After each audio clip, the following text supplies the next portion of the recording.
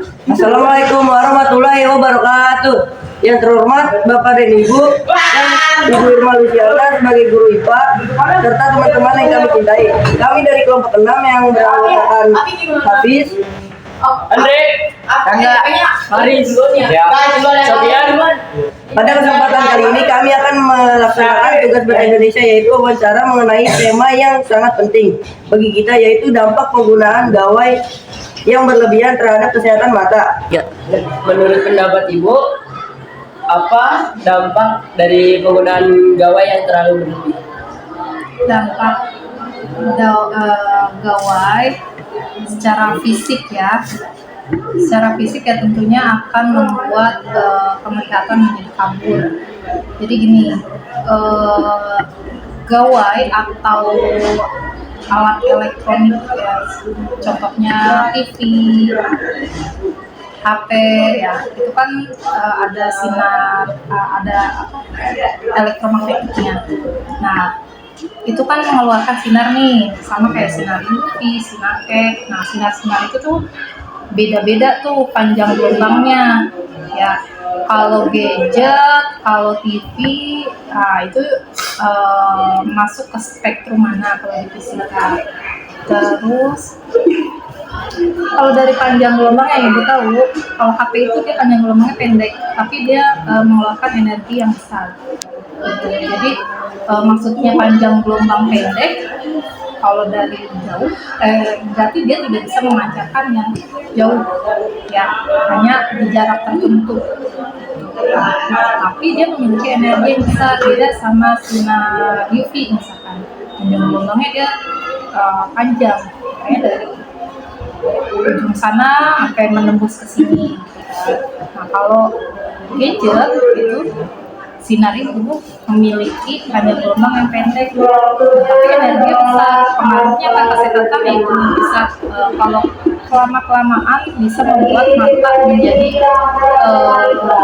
kabur ya, penglihatannya menjadi kabur. Pencegahan dan tips praktis untuk mengurangi dampak negatif penggunaan gawai.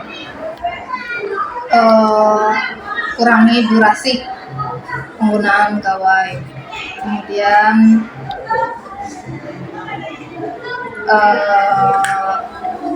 ketika menggunakan gawai pada posisi yang tepat, kemudian jangan bermain gawai di tempat yang gelap ya. Nah, untuk tadi posisi kita harus tegak lurus sama mata.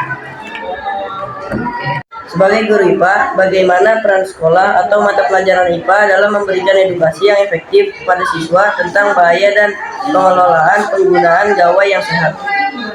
Sosialisasi, pertama melakukan sosialisasi bahwa menggunakan gadget yang terlalu lama itu akan berdampak ya pada kesehatan mata khususnya. Bagaimana sosialisasinya? Ya, dimasukkan ke materi yang berkaitan dengan sistem indera berarti ya. Nah, nanti mungkin saya akan tampilkan ini loh contohnya mata yang terdampak itu gitu. Nanti biasanya kan di internet itu banyak ya, mata merah, mata yang sampai bengkak, itu ada tuh. Nah, kemudian peran sekolah, gimana caranya? Sekolah sebisa mungkin membuat tata tertib agar siswanya tidak membawa handphone. Kan di sekolah itu kalian jam berapa? 1, 2, 3, 4, 5 jam sebisa mungkin tidak menggunakan Apa sih Bu gejala awal yang diakibatkan karena bermain gawai berlebihan? Gejala awalnya mata kering, kemudian gatal ya. Jadi kalau mata kering itu frekuensi ngedipnya itu dia lebih jarang. Karena apa? Karena ketegangan otot yang diakibatkan ya karena gawai itu.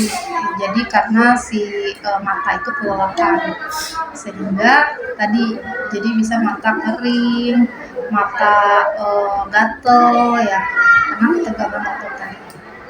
Menurut Ibu, Berapa sih waktu maksimal penggunaan gawai menurut Ibu? Maksimal penggunaan gawai. Kalau menurut saya sih tergantung kemampuan seseorang ya. Jadi ada yang memang kuat sampai berjam-jam gitu. Ada yang gampang lelah makanya. Tapi kalau bisa tidak lebih dari 1 jam. 1 jam itu yang maksudnya tidak berhenti-berhenti. Ya kalau misalkan 5 menit, terus ngapain dulu, terus main lagi 5 menit. Maksudnya 1 jam itu secara terus-menerus. Selain durasi penggunaan, bagaimana posisi duduknya dan pencahayaan dan jarak yang baik untuk penggunaan gawai? Sudah dibahas tadi. Posisi duduk tadi tegak lurus ya, kalau bisa. Jangan sambil tidur-tiduran, tengkurap, apalagi terlentang. Terus apalagi tadi pencahayaannya jangan terlalu gelap dan jangan terlalu terang. Nah, kalau terlalu gelap, terlalu terang itu kemungkinan biasanya bikin mata kita lelah.